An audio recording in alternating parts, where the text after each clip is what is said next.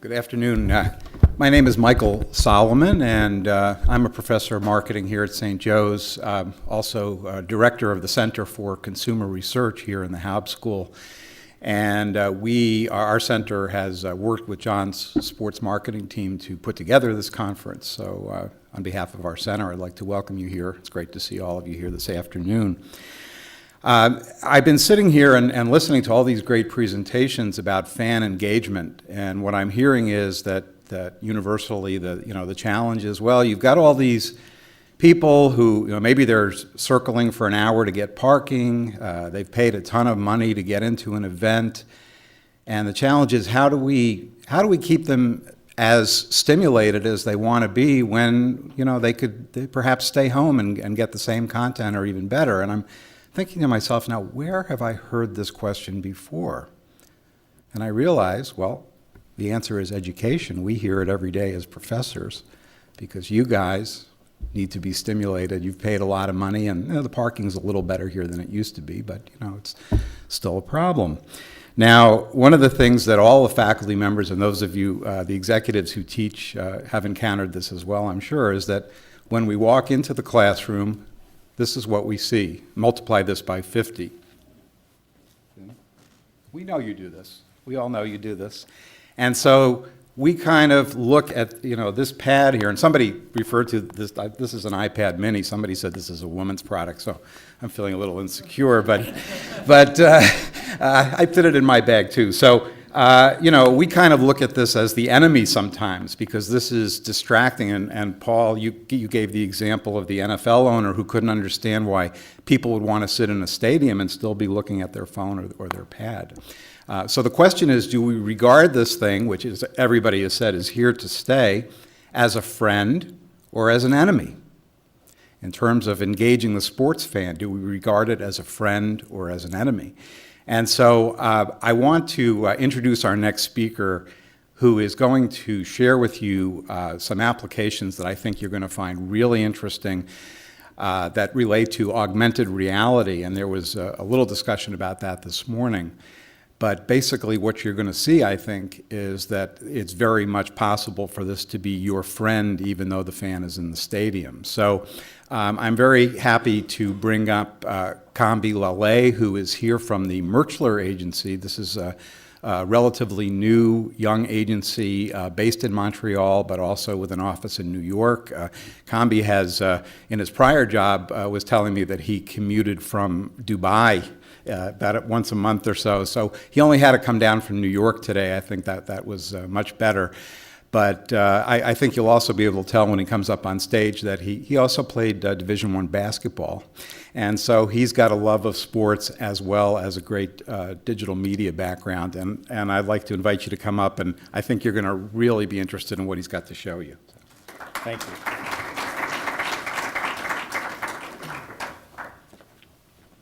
Thank you, everybody. Just give me 1 second. I'm just going to get plugged in. All right. Thank you very much, everybody, for joining us today at the conference. As Dr. Solomon said, my name is Adekambi from Merchler. We're a digital agency based out of Montreal. We also have our second office that we opened about over a year ago in New York City. Today I'm going to talk to you about fan engagement and augmented reality. So the challenge. As everyone knows, you have the bored fans sitting in the stadium either before the game, during halftime, during TV timeouts that can be extra long. And as a fan, you're waiting for your team, perhaps your team, not like the Philly teams, aren't doing so good. And you're just waiting. And it's a perfect time as brands to actually connect with the consumer. Another problem is home entertainment systems. People are spending thousands, if not hundreds of thousands, on the biggest screens you could imagine, the most comfortable chairs, all in their home, being comfortable at home, but nothing can replace this. The fans cheering on with your fellow fans, winning the Stanley Cup or winning whatever sport it is you're cheering on, and being in the moment with everybody. So Merchler, we're a digital agency that empowers augmented reality. We also do websites, mobile apps, and social media campaigns, but our core is augmented reality, and that's what we specialize in. Through our innovation, we strive to go beyond traditional means. Using our technology, we bridge the gap between physical and digital. And with our design team, we bring function and emotion, which is one of the most powerful things you can actually connect with somebody is with their emotions. All together, we bring brands to life. So what exactly is augmented reality? Augmented reality is connecting the physical world to the digital world. How do we do that? For example, you have the Django poster, physical world. Using augmented reality, we connect it to the digital world of the trailer, for example. Let me just show you.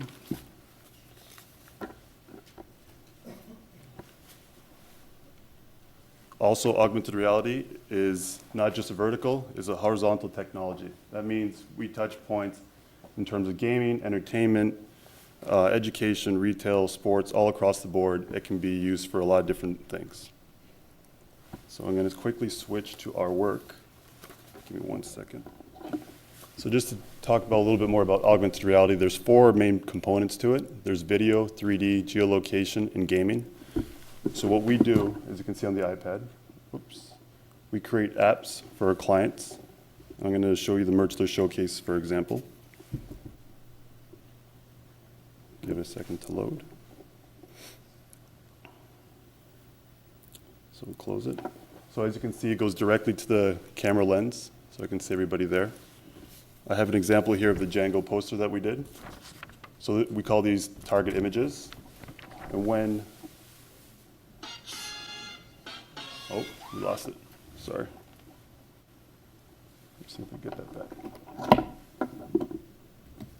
There it is. All right. So again, we have the target image.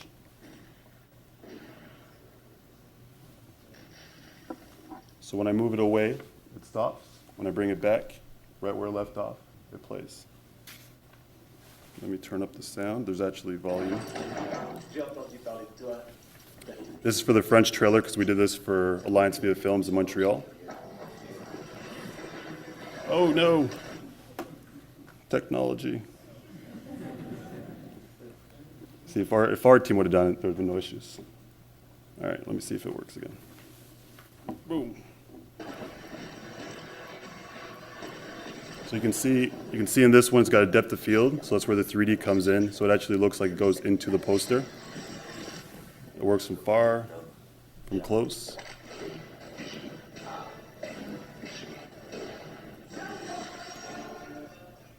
Okay, so that's the example of video. Oops, too many wires. So again, here we have we call him Martin. So here we have Martin, and the camera lens recognizes Martin. Hi, it's me, Martin, education advisor. Are you close to hitting the bullseye? Not sure?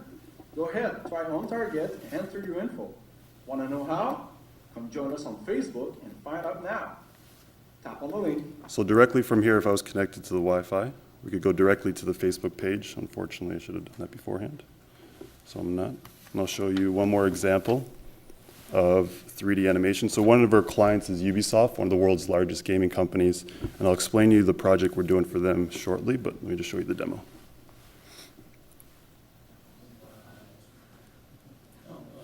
All right, so, sorry, no! There is sound to it, so I don't know why this sound's not.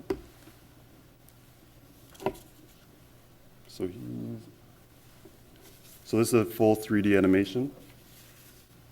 So this was all done internally in-house. You can see. So actually when he's done his little talk, if I swipe across the page, I can make him wave to you guys. Or if I double tap on him, I can make him kind of do, sorry, double tap, kind of try to, a little gesture of trying to cut you, wave, and the gesture. All right. So again, all right. Thank you. All right. Okay, so I'll talk a little bit more about Ubisoft, for example. So as a consumer, we're actually developing the full Ubisoft mobile app, obviously using augmented reality as one of the key features. And as a consumer, for example, you'll be able to go into Best Buy, point the camera lens directly at whatever game cover it is, right on the cover, you'll be able to watch the trailer of the game. So as a user, you'll be able to see how are the graphics, how's the multiplayer, get that information live on the cover of the game. When you actually turn the game over, you'll be able to get live Twitter feeds and reviews of what people are saying on that at exact moment, what people are saying about the games. How are the graphics, how's the multiplayer, etc. When you actually purchase the game, just like the music industry, the gaming industry is going through the same thing. Instead of buying the games, people are renting the games. So we need to give the consumers another reason to purchase the game. So actually inside, when you purchase the game, that's where the 3D character will come to life. The more you interact with the 3D character, the more he'll actually help you throughout the game. So if it's a sports game, he'll actually unlock jerseys or give you, special trick shots. If it's Assassin's Creed, he might give you special weapons or different clothes. Moving forward, I'm going to show you what we did for the University of Maryland, phase 1.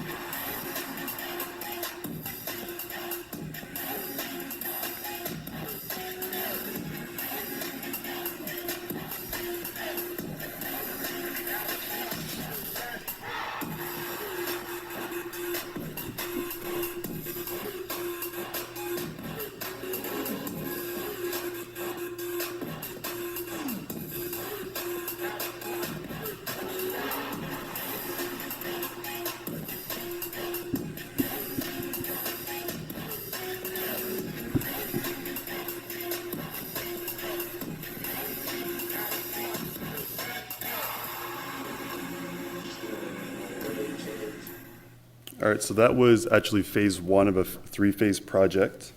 So again, you could see that when the camera lens recognizes a certain University of Maryland football image, it launches a highlight video. So going through next year, it's going to be, after every game, there's going to be another video added of the highlights. And that way, it's a great way for the fans to interact with the brand. It's a great way for them to share the content via Facebook and Twitter.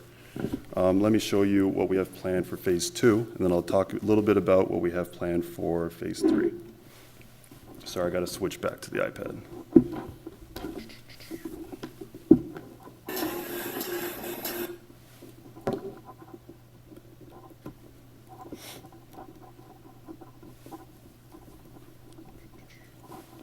All right, so you're going to get a sneak peek of the beta version of the app. Don't tell anybody.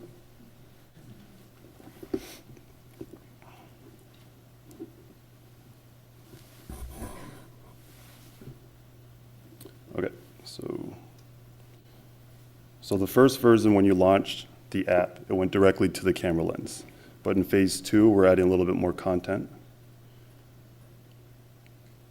So here you have the homepage of the app. So again, you have the augmented reality lens on the left, which is highlighted. So again, if you hit go, it would take you directly to the camera lens. You have the photo booth, which is new to the feature. So can I get a volunteer to quickly come up stage? On the corner right, yeah, come on up.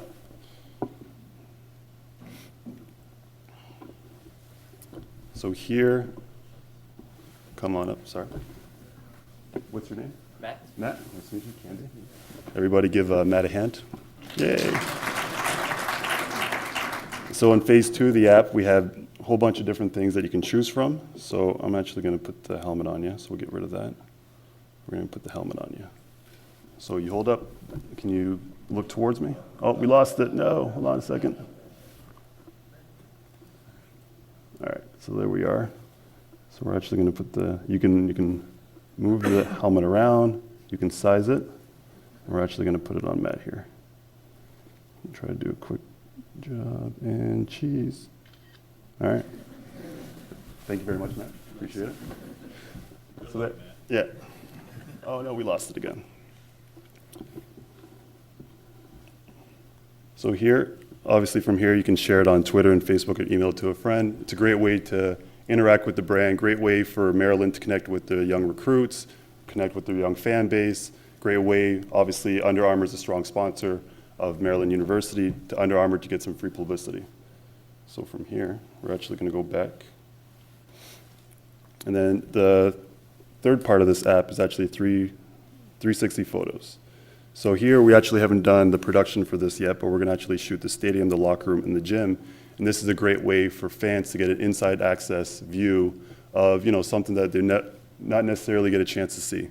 So as an athlete myself, I always got the behind the scenes look. I got to go into really cool stadiums and locker rooms and some of the biggest in the NBA.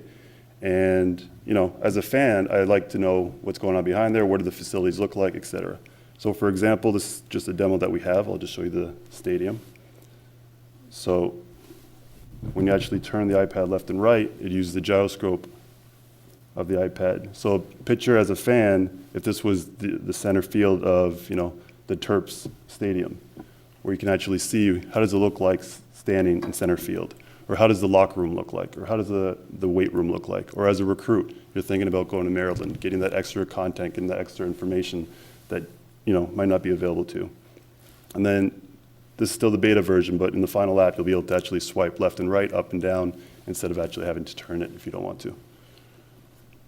Okay, so we discussed about, as a fan, always want more access. You always want the VIP treatment. You want the VIP access. And how can we engage fans, or how can we engage fans and consumers and give them that extra content?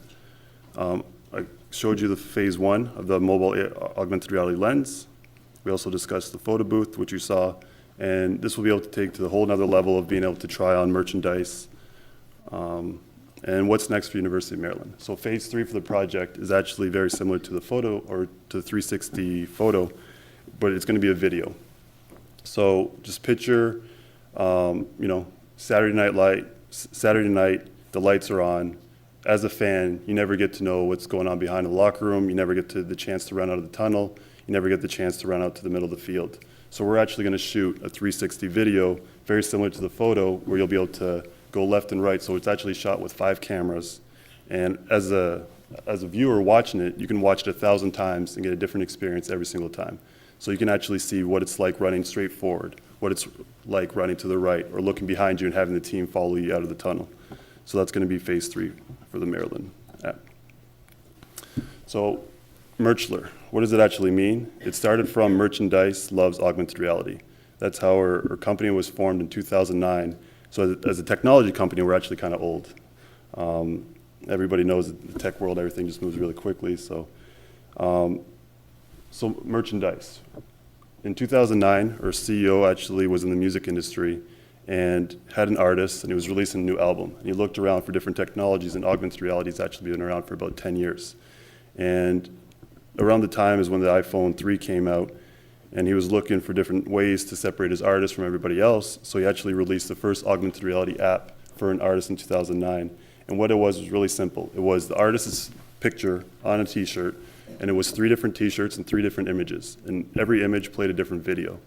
Everybody in the music industry knows that money is made on merchandise, because it costs $4 to create a t-shirt, you sell it for $30, and it's all cash in your pocket.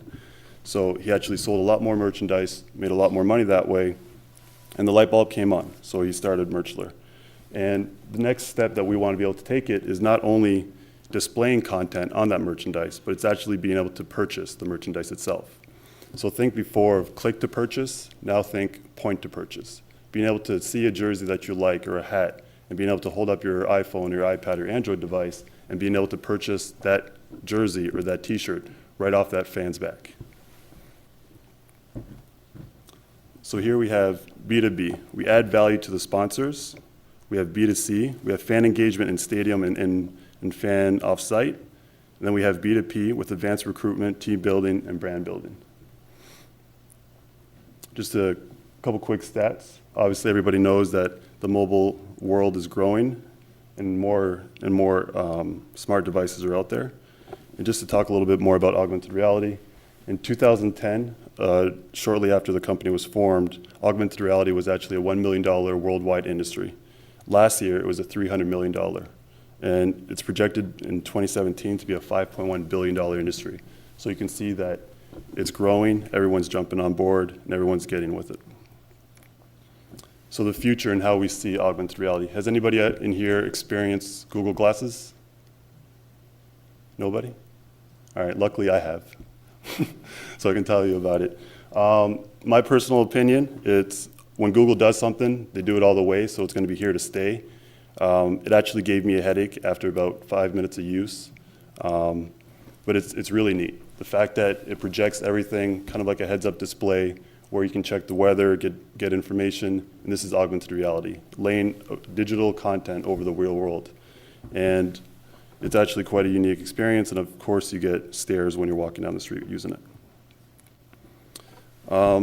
Just recently, Nokia just released an augmented reality app built into their phone, and this is how we see as an agency the technology moving forward.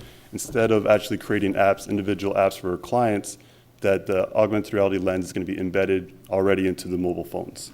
So just the same way that the iPhone replaced the GPS system, it replaced your iPod, it replaced your camera, instead of creating apps, augmented reality lens will be tied into your phone, where just launching your camera and you'll be able to get all that content. And Merchler as an agency will be able to create that content for brands and our clients. And what differentiates Merchler from our competitors? For example, Qualcomm, one of the largest manufacturers, they have a subdivision called Euphoria. And the difference between us and them is Euphoria, the technology is based on facial recognition, where there's certain points in the image that the camera recognizes. When the camera recognizes the points, it tells your device to overlay whatever content that is. The difference between us and them, they need about 50 points in an image to recognize, where our technology will only need 5. So we're developing our own patent-protected technology that, for example, logos like Nike, Apple, and the Mickey Mouse thing, or McDonald's, our competitors cannot recognize, where our technology can. So instead of a brand actually going out there and changing their logo, which is not going to happen, we can actually adapt and overlay information on that.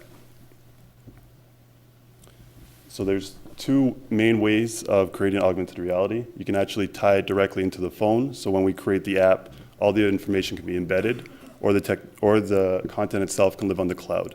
So for example, University of Maryland, it lives on the cloud because it's got to stream the content, and they're always creating updates and changing it. So for it to live on the phone, we'd always have to push notifications for updates, which doesn't make sense, so we build it on the cloud system. Everyone can please feel free to download the Merchler Showcase app. That's what I showed you earlier. I'll leave that up for a little bit, and you can actually download the app, and I got a couple of more of these you can have fun and interact with. So it's Merchler Showcase on your iOS devices. And thank you very much. Any questions?